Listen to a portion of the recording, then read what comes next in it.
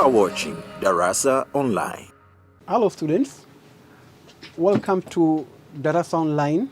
My name is Idris Msuya. I'm here to give you a revision lesson in History Paper 2, and we are proceeding with our topic of the rise of socialism, which is of course topic 5. In the previous lesson, my dear students, we looked at development of socialist theory, the October Russian Revolution and its impact on world history. We also looked at the Chinese Communist Revolution of 1949 and its impact on world history. And also we looked at the fall or collapse of Soviet Union and the communist bloc. My dear students, this is what we looked last time, and it's my hope that you understood our lesson. And so you can go with me today to finish up this topic. Today we are going to look at another subtopic, which is in fact our last subtopic, and this is the Tanzania Socialist Experiment. Tanzania Socialist Experiment from 1967 to 1985. That means from the Arusha Declaration to 1985. My dear students, we have got some objectives to this subtopic. That means at the end of our subtopic of today, my dear students, you have to make sure that you have achieved the following objective. The first is discussing the essence of Arusha Declaration, the essence of Arusha Declaration. The second objective is analyzing ujamaa and self-reliance. And the third is evaluating the economic and political impact of Arusha Declaration in Tanzania. My dear students, at the end of our lesson of today, you have to make sure that you are able to achieve this specific objective, which I've just mentioned it to you, and the way you can see them here. My dear students, not only that, but also at the end of our lesson, you also have to make sure that you can attempt these two questions. The first question is analyze the objective of socialism and self-reliance in Tanzania. And the second question is evaluate the economic and political impact of Arusha Declaration in Tanzania by 1985. So it is my hope that by the time we finish our lesson of today, my dear students, you can be able to attempt these two questions. Of course, together with some other questions beside these two questions, which are related to this subtopic. My dear students, let's now go to Tanzania Socialist Experiment.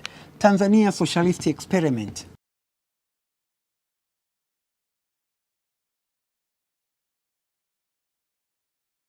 What do we mean by Tanzania Socialist Experiment? My dear students, we are trying to look at Tanzania Socialist Experiment. That means we are trying to look at the time Tanzania started to practice socialism until 1985, when we officially abandoned that policy of socialism and in fact go back to a free market economy. My dear students, socialism was introduced in Tanzania in 1967 on the 5th of February. 1967 on the 5th of February during the Arusha Declaration, and it was outlined by Mwalimu Julius Kambarage Nyerere, who was the first president of the United Republic of Tanzania. And the declaration outlined things like that first it gave out the policy of socialism and self-reliance, socialism and self-reliance. But the second thing is that it also explained socialism or ujamaa, principles of ujamaa, as as the visions to develop the nation's economy. That it explained the principle of ujamaa, which is of course Mwalimu Nyerere's vision to develop the national economy. That national economy of Tanzania will be developed by using the policy of ujamaa. Policy of ujamaa. So ujamaa in fact became an ideology which is going to lead in the development of our national economy. But also this Arusha Declaration also aimed at overhauling the Tanzanian economy, overhauling overhauling the Tanzanian economy. Overhaul, it means to change Tanzanian economy completely. To change the Tanzanian economic system completely through what was called the African Socialism,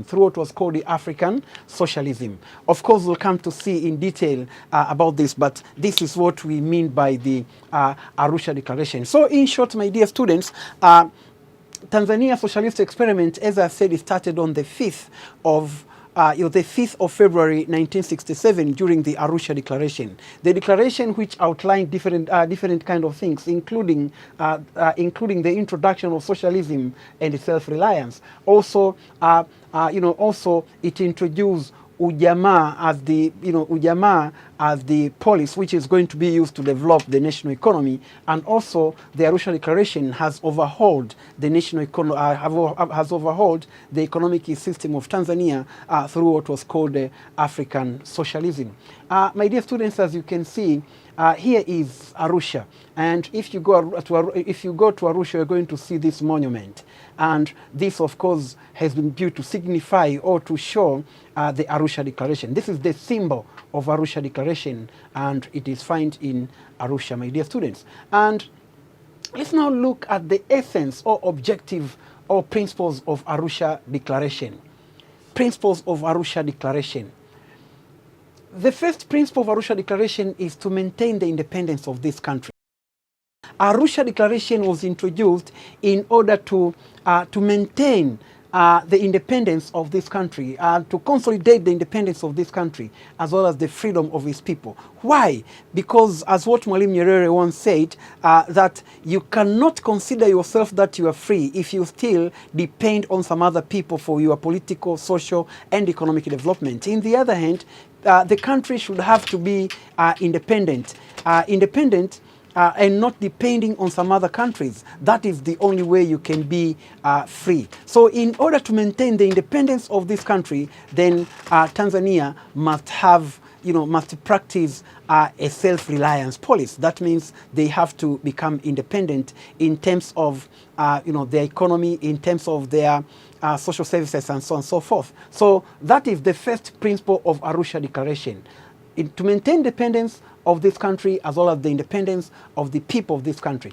The second principle or essence of Arusha Declaration was to safeguard the inherent dignity of the individual, according to Universal Declaration of Human Rights. Remember, here we are talking about Universal Declaration of Human Rights. And this is, of course, the Geneva Convention of 1948, which came with the Universal Declaration of Human Rights. That means the human rights should be respected. So one among the essence of Arusha Declaration, it was to respect the dignity of human rights. In fact, Arusha Declaration has professed that all people are equal, regardless of their color, regardless of their tribe, regardless of their places of origin. So they have to be respected. So Arusha Declaration was introduced in order to restore the respect of human rights. Remember, my dear students, during colonial time, there was no respect of human rights. People, in fact, were divided according to their color, and particularly the black people, the Africans, were not respected compared to people of the other races. So one of the essence or principle of Arusha Declaration,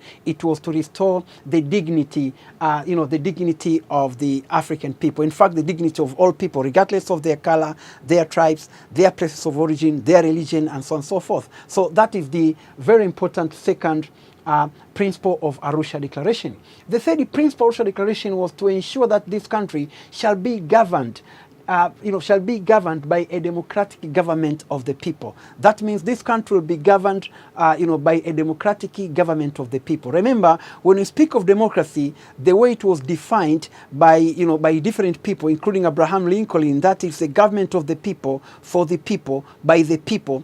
Then Arusha Declaration has said that it has to make sure that this country is governed by a democratic socialist government of the people. That means the government which is made by the people, the government which is there to fulfill the interest of the people, and so on and so forth. That is what Arusha Declaration wanted. And so for that case, there will be election to choose leaders from the top to the bottom. And that will give the meaning of a democratic socialist government of the people, the way it was proposed, by Arusha Declaration. So this is another very important essence or principle of Arusha Declaration. Another principle of Arusha Declaration, it is to cooperate with all political parties in Africa engaging in liberation movement. To cooperate with all political parties in Africa engaging in liberation movement.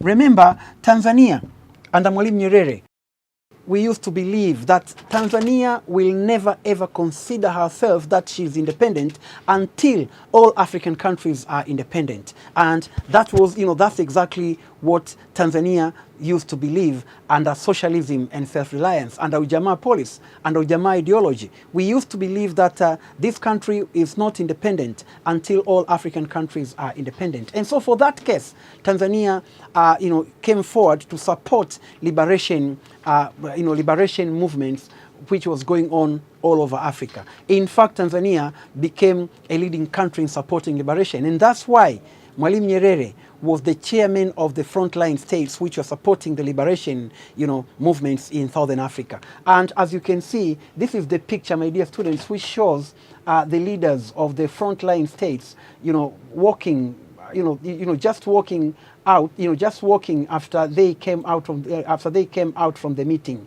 This is Mwalimu Nyerere. Of course, there is also Samora Machel. This is Kaunda, and so on. And these were the 5 leaders of the 5 frontline states coming out from the meeting. And this is demonstrating to what extent Tanzania, in fact, came forward to support liberation movement as a way of fulfilling one of the very important principle or essence of Arusha Declaration, which, of course, as I said, they wanted to, they believed that Tanzania will not consider herself independent until all African countries are independent. Let's now go to another essence of principle of Arusha Declaration, and this is to see that the government mobilizes all the resources of this country toward the elimination of poverty, ignorance, and diseases. As it was said by Mwalimu Nyerere, Tanzania, under Mwalimu Nyerere, they believe that we have got 3 enemies. We have got 3 enemies. One could call them the public enemy, number 1. They were 3. One is ignorance. And the second, of course, is disease. And the third is poverty. So these were the 3 enemies in which the government, at that time under TANU, and as it was underlined by Arusha Declaration, it vowed to fight against. To fight against 3 very, very typical enemies: poverty, ignorance, and disease. Poverty, it means to help people at least to come out of poverty, to make sure that people are living the good life, to increase the standard of living of the people of Tanzania. Ignorance means that to invest more in education and make sure that Tanzania is committing much of her resources, in education by increasing the literate, like increasing the literate rate in Tanzania. And of course, in this, we shall come see later, we succeeded, because there was a time that by 90% of the Tanzanian people, they knew how to read and write. And also to eliminate disease. This is another enemy, disease. These were declared as the 3 enemies of the people in Tanzania. And so Tanzania vowed to fight against these 3 enemies: poverty, ignorance, and disease. And that became one of the major principles of Arusha Declaration. Another principle of Arusha Declaration, or essence of Arusha Declaration, is that the government actively assists the formation and maintaining the cooperative union. Remember, Arusha Declaration has introduced the Ujamaa ideology. And the Ujamaa ideology, as we can say, is like a familyhood, people living together, people doing things together, and so on. So the introduction of this Ujamaa ideology, it goes together with the introduction of cooperative organizations. Remember, there were some cooperative unions which had been established long before Arusha Declaration. For instance, there was KNCU, Kilimanjaro Native Cooperative Union. This was established the long time ago in 1920s. But also there was another like Bahia Cooperative Union. There was Nyanza Cooperative Union. You know, I mean, and so on and so forth. These were established the very early before Arusha Declaration. But then the government that's why they came with this to maintain, to assist the formation and maintain. Formation for those areas which did not have the cooperative union, and maintaining for those areas which already have the cooperative unions, but they were not operating well, they have to be maintained. So this is another very important principle of Arusha Declaration, my dear students. Another thing was to see that wherever possible, the government itself directly participate in economic development of this country.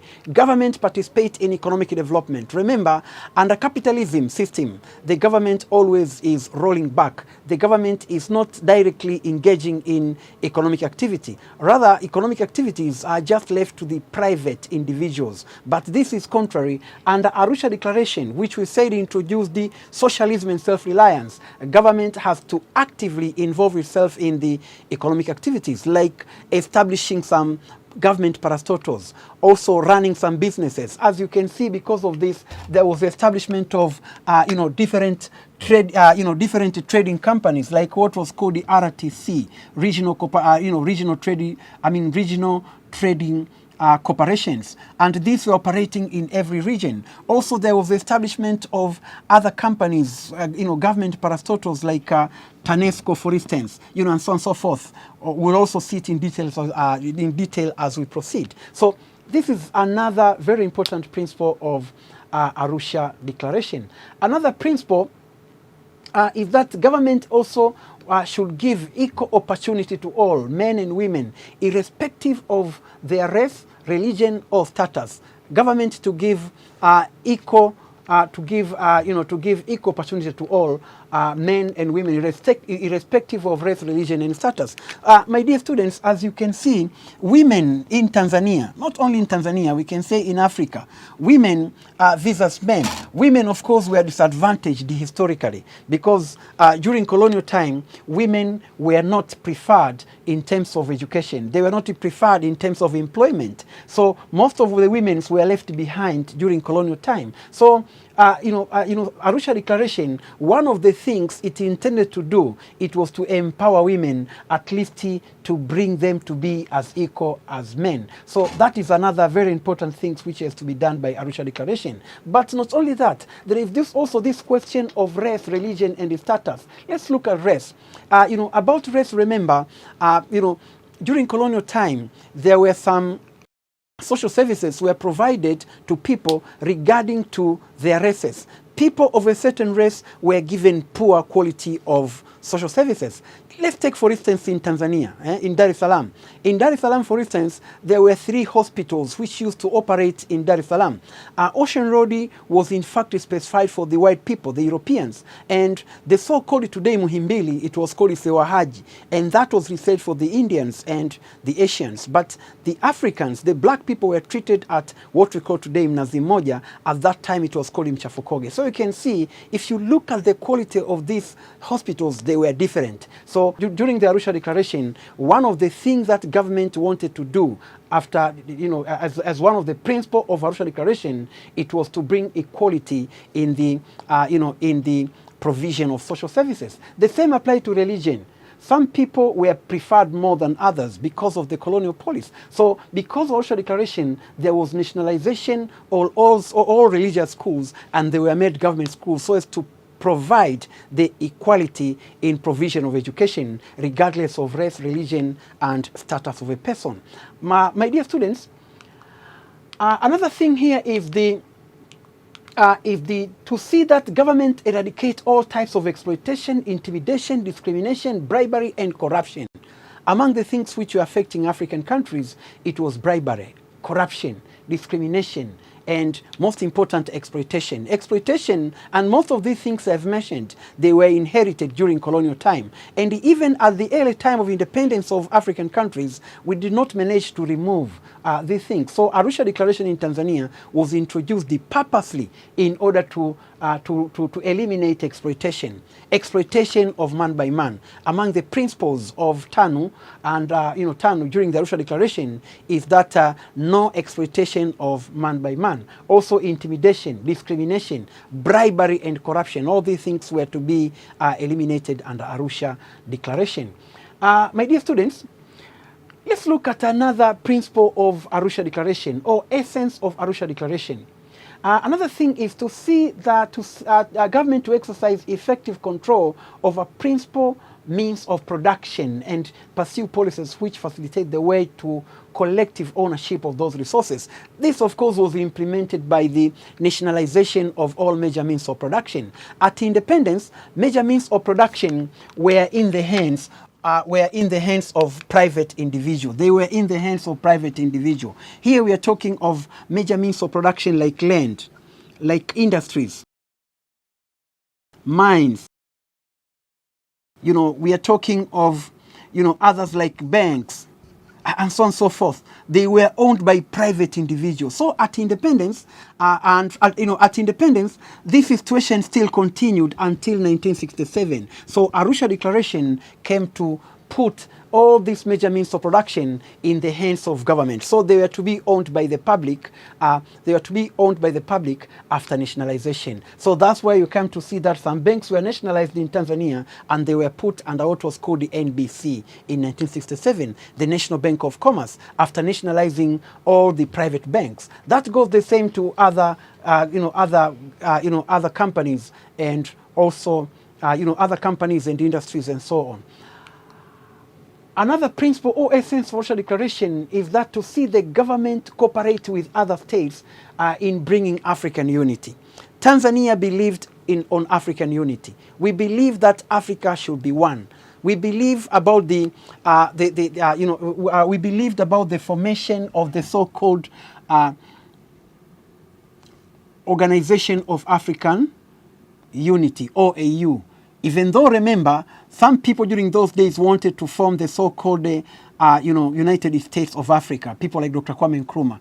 This is what Tanzania has dedicated, and that is one of the principles of Arusha Declaration, that to make sure that Tanzania cooperates with other states in bringing about African unity.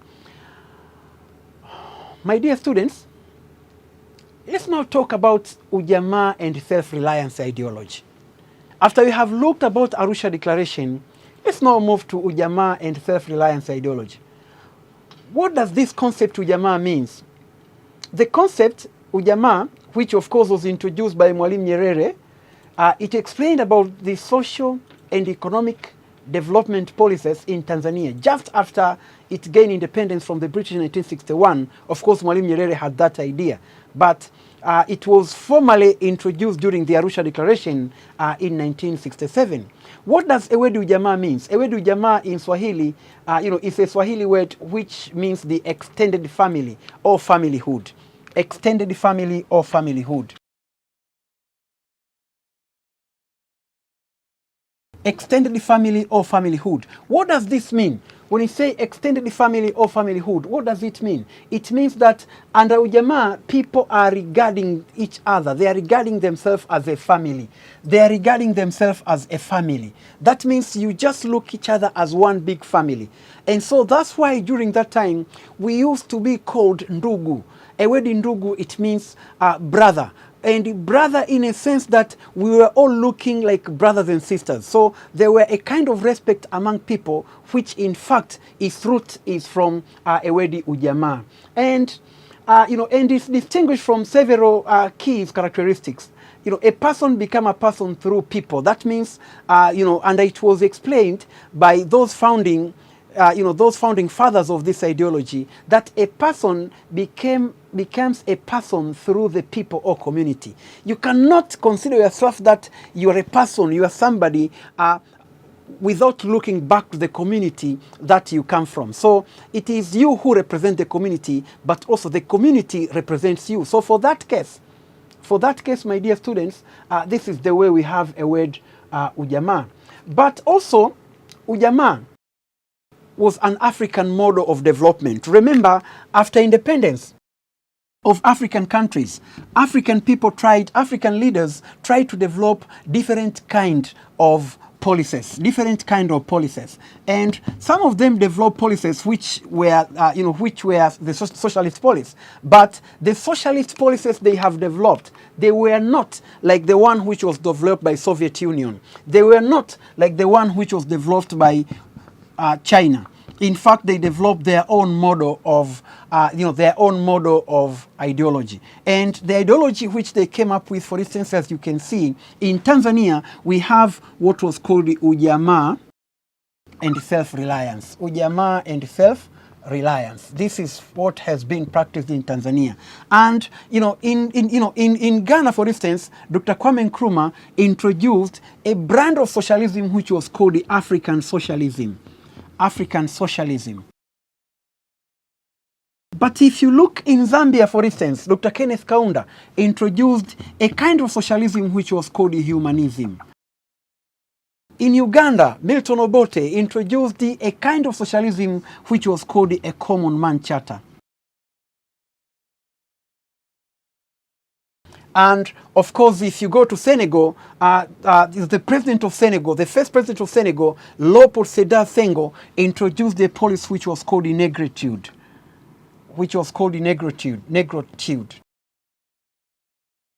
And of course, in Libya, Colonel Muammar Gaddafi came with what was called a green book.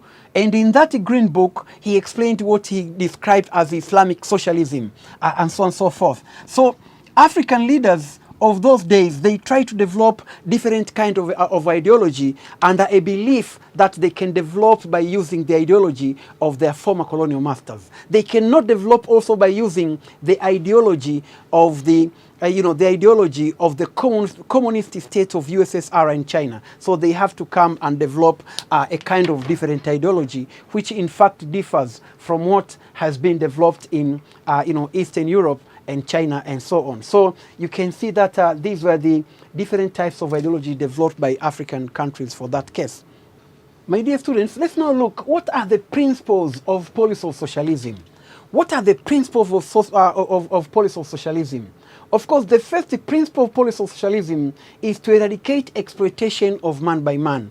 Under socialism, they believe that there is no exploitation of man by man. No man is allowed to exploit another. No man is allowed to exploit another in whatever way. And so for that case, if it is production, then all people should go to produce, provided you have the you have the power to produce, provided you are able to produce. You have to go to produce. And this is what it means by no exploitation of man by man. This is the first very important principle of socialism.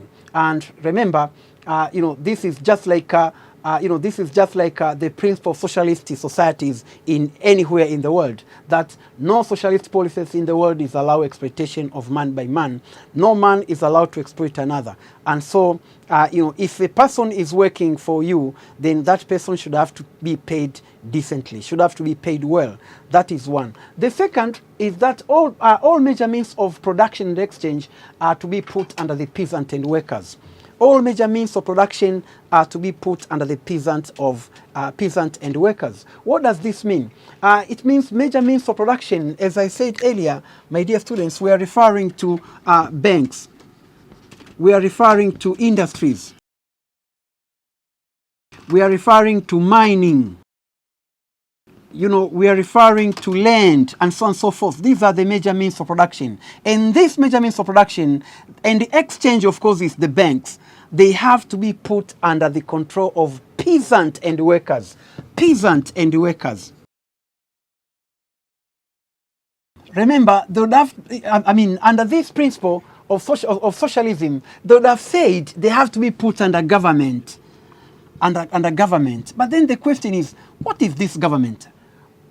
What is this government?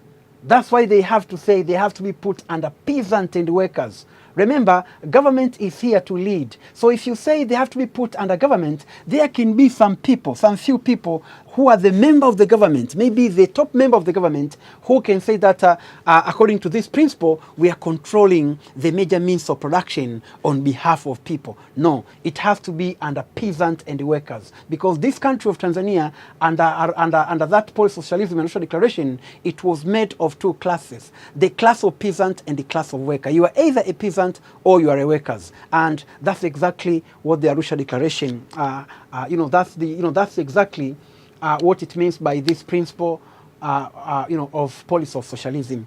My dear students, another principle of socialism is to introduce a socialist democracy. Socialist democracy. In fact, they were not suggesting for the introduction of the Western democracy. They were neither accepting the introduction of the, of the communist democracy, which introduced the so-called vanguard party, like what happened in Soviet Union, in USSR. But what they were suggesting, is that there should be the introduction of a socialist democracy, which will be practiced according to the tradition of our people.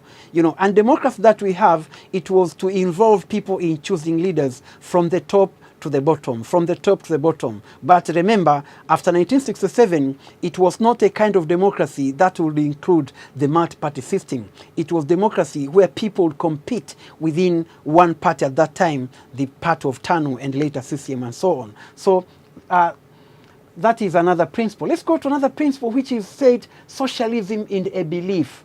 Socialism is a belief, is a way of life, and a socialist society cannot simply come into existence. Socialism is a belief that if you are a real socialist, then it has to come from your heart. It has to come from your heart. Why? Because some people might preach that they are socialists in the podium, but in reality, deep down to their heart, they are not socialists. So that's why they feel socialism is a belief. So it starts from the belief. You have to believe in socialism. You have to live a way of life which is a socialist life. A socialist society cannot simply come into existence because of decree, because of the statement of the leader, and so on. No, socialism can come into existence because people believe that it's a good way to follow. It's a good way to live. And so that is the way to build a socialist society. So socialism is a belief. That's another very important principle of socialism and self-reliance. My dear students, after we have looked at the principle of socialism, policy, let's now go to economic impact of Arusha Declaration. What does Arusha Declaration had, to the Tanzanian society? The first economic impact of Arusha Declaration was the nationalization of all major means of production. My dear students, I think I've said it a lot, that the major means of production were nationalized. You're talking of bank, industries, mining, and so on. All of these were nationalized and put under the public ownership. And remember what you said earlier, that all these major means of production are going to be owned by the peasant and workers. So if the government then owned, it's on behalf of peasant and workers. So all those things were nationalized, including foreign trade and so on. So that is the one first very important economic impact of Arusha Declaration. Another economic impact of Arusha Declaration was the introduction of Ujamaa village. Ujamaa village were introduced, and this was introduced in the program which was introduced earlier, and it was called villagealization. That means the establishment of Ujamaa village. And of course, my dear students, the aim of establishing this Ujamaa village was very good. It was very good because they believed that by establishing Ujamaa village, you can be able to bring people very close to the provision of social services. For instance, if you take people who are scattered everywhere and you bring them here to live, it is very possible to build one school here, primary school, to build one secondary school. It is very simple to provide water to these people. It's very simple to provide health to these people. It's very simple to construct a road, maybe that runs from this village to go to the to the headquarters of the district and so on. So provision of social services were expected to be very easy if people are living close to each other in one village.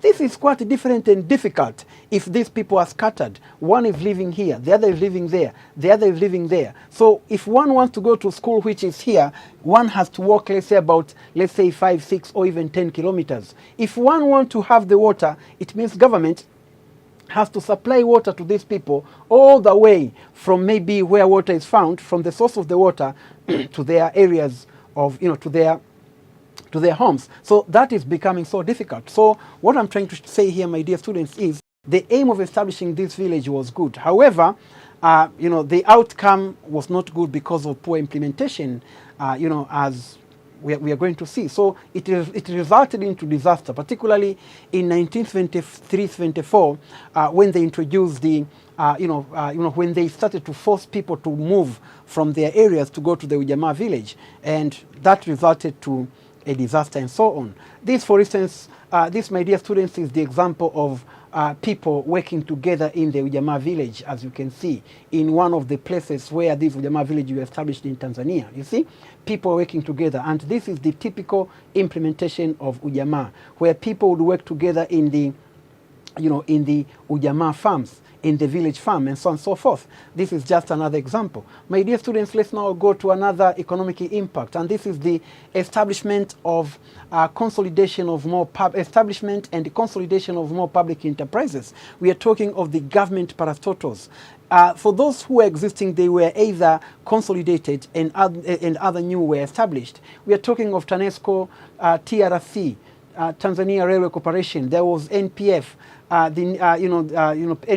NPF, there was National Insurance Company, there was Tamico, and so on. So a lot of government parastatals were established, as we said earlier, that one among the very important objective of Arusha Declaration, it was to make sure that the major means of production are put in the hands of the peasant and workers. But most important also, they said they also said that they have to make sure that government involve in the economies of the country. And so they have to establish a lot of government parastatals to operate different economic sectors of the country. Another economic impact was the establishment of import substitution industries. They established some industries to reduce the importation of some of the commodities which are always used in the country. And some of the industries established were textile industries. A lot of textile industries were established. We are speaking of textile like Sungura Textile Industry. There was Musoma Textile Industries. There was Mwanza Textile Industries, called the Mwatex. There was also Kilimanjaro Textile Industry. Later there was Urafiki Textile Industry, which was established as a result of cooperation between Tanzania and China and so on. So a lot of industries were established as part of establishment of import substitution industries is one among the impact of Arusha Declaration. Another economic impact was that emphasis was put on production of raw materials for domestic industrial consumption and export to earn foreign exchange. They put emphasis in production of raw materials. In fact, at that time, they came with different slogans, including Kilimo cha kufa na kupona. That means agriculture is a matter of life or death. That means people have to produce a lot because we needed foreign currency. And the best way we can use to get foreign currency, it is not to borrow money from the developed countries. It is not to, it is not to ask for money from the international financial institutions, but rather we have to get foreign currency by producing cashew crops. So emphasis was put in production of cashew crops, but also we were producing raw materials to feed our industries. Remember, we spoke in the previous point that there were establishment of import substitution industries. So those industries which are being established, they needed raw materials. They were to be fed with some raw materials. For instance, cotton were needed for textile industries and so on. That's another very important point. Another economic impact is the improvement and expansion of infrastructure. Remember, Tanzania is a very large country, so you have to develop infrastructure. So one of the economic impact of declaration was the improvement of infrastructure. However, this one, to some extent, it has got some, some kind of pros and cons, because if you look at infrastructure, yes, some of the infrastructures were developed, but also at that period also we had, you could see that there were the collapse of some other infrastructures. As you can see, this is the Tanzania-Zambia Railway, TAZARA, and it runs from Dar es Salaam to Kapirimposhi in Zambia, and this was built by the Chinese in 1970s to facilitate the transportation of cargoes from Dar es Salaam to Zambia, but also it helped a lot of people who live in southern part of Tanzania. My dear students, another economic impact is the consolidation of national service, JKT. National service was established in 1966, and people were told to go to national service. And one of the reasons why it was at least to create patriotism to people, to make people feel that they are really Tanzanians. And that could be done by going to the national service. People to go to the national service and volunteer, at least they have to do something to their nation. And this is started in 1966. The program, of course, which continue, of course, till today, even though in a different way. So that we can say is one of the impact of Arusha Declaration. As you can see, these are the, these were the recruits of the national service. They are servicemen and women of the national service, and they are parading.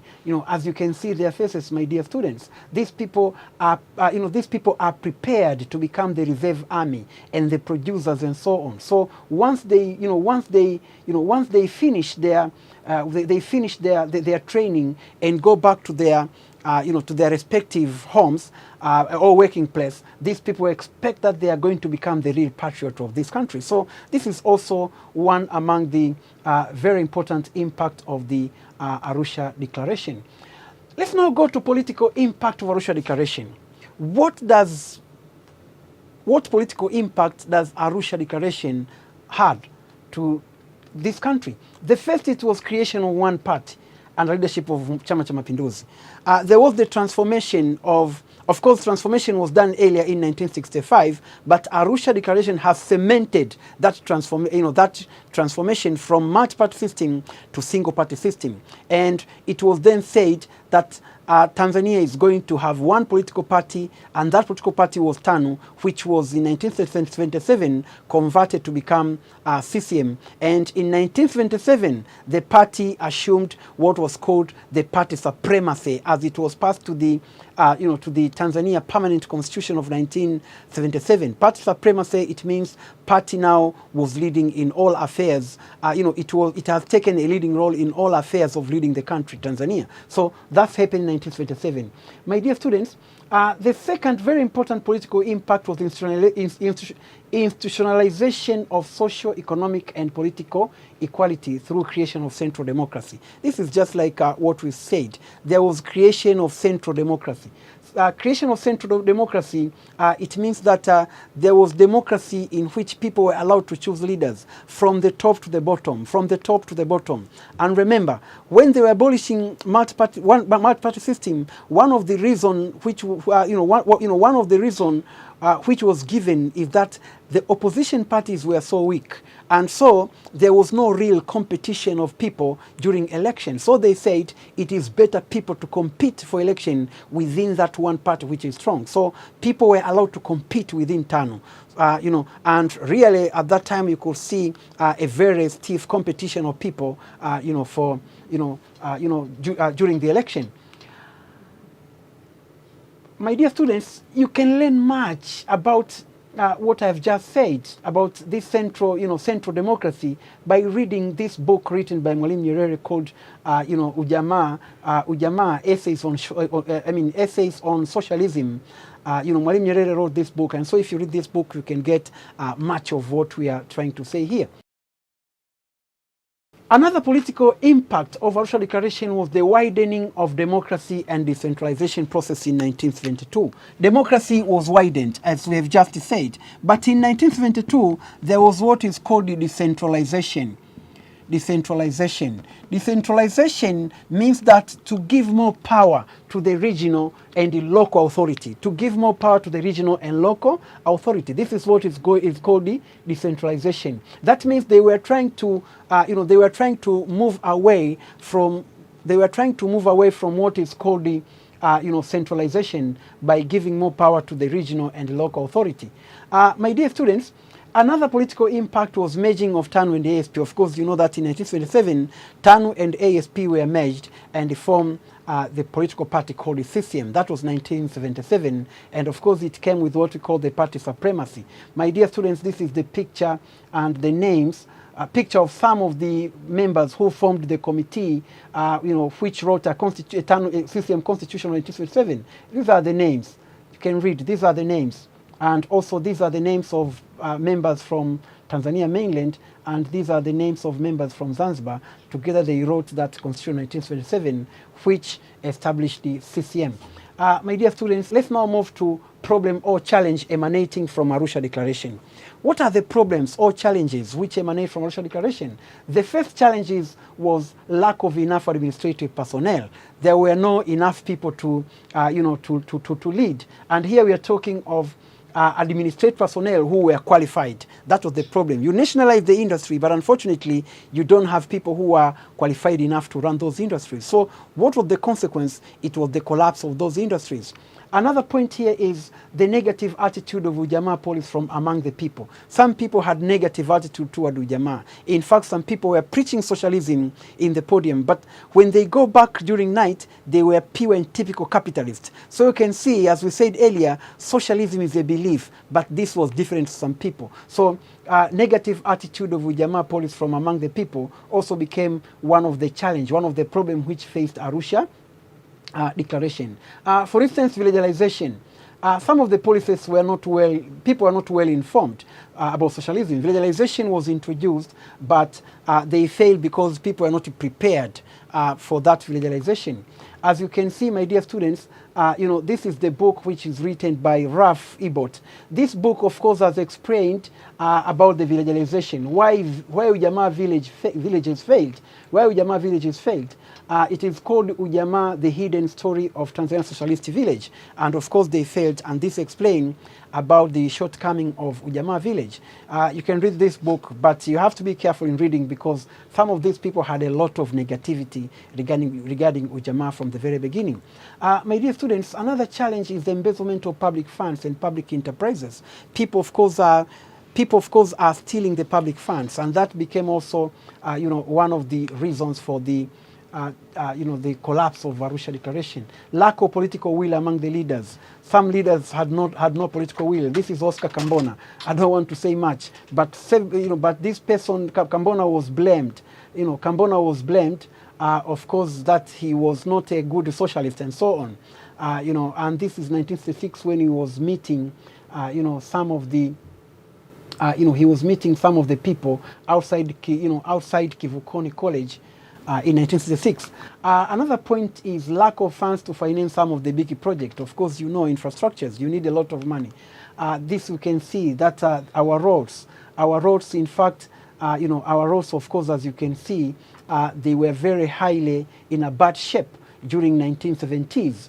And because government did not have enough funds to build the new roads. Also pressure from the imperialists. Of course, we can't ignore the pressure from the imperialists. While we are trying to build socialism, while we are trying to implement Arusha Declaration, the imperialist nations, they were trying hard to make sure that our policies fail. So you can see there were some contradictions regarding these two things. They want us to fail, we want ourselves to succeed. So that probably led to the failure of the Arusha Declaration and so on. My dear students, the last challenge or problem emanating from Arusha Declaration is the poor planning and policies.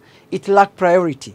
You are establishing an industry somewhere, but the question is, have you really put all the economic considerations before setting up that industry in a place that you want to establish? Because there are some problems. Some of the industries during those days were established by political motive. You are establishing an industry in a place which is very far from the places where raw materials are obtained. The place which has got problem of power supply, or maybe it's very far to the market, or maybe there is shortage of labor and so on. And all this led to the collapse of the industries and some other companies which have been established. So sometimes Arusha Declaration, one of the challenges it faced is because of poor planning, and the policies and so on. My dear students, let's now break for a while. We'll be back to look at the questions that I gave you during the beginning of our lesson. You are watching Darasa Online. Welcome back, my dear students. Reflective questions. The questions that I gave you during the beginning of our lesson, and after what we have gone through, my dear students, you can now see that our questions are, our questions, therefore, as you can see, they are very simple. The first question was analyze the objective of socialism and self-reliance in Tanzania. And as you can see, my students, this question is very simple because now I know and I believe that you have the answers to this question. The objective of socialism and self-reliance policy in Tanzania. Also, my dear students, we have this second question, evaluate the economic and political impact of Arusha Declaration in Tanzania. This again is another very simple question. You have economic and political impact. And remember, impact of course can be negative or positive, but we divided, in our studies we looked at economic impact and the political impact, focusing on positive. And also we had another part which is called the challenges or problem emanating from Arusha Declaration. So for that case, if you're asked a question regarding the problem emanating from Arusha Declaration or challenges emanating from Arusha Declaration, you can use the negative political and economic impact. But if the question just wants to talk about the impact, in fact, you can combine positive and negative. My dear students, with this note then, let us just come to an end of our lesson of today. And it's my hope that you can attempt these questions that I gave you, together with some other questions which might also come from not only this subtopic, but now the topic, because we have finished the discussions, we have finished lessons in our topic of the rise of socialism. My dear students, thank you very much and goodbye. Let's meet next time.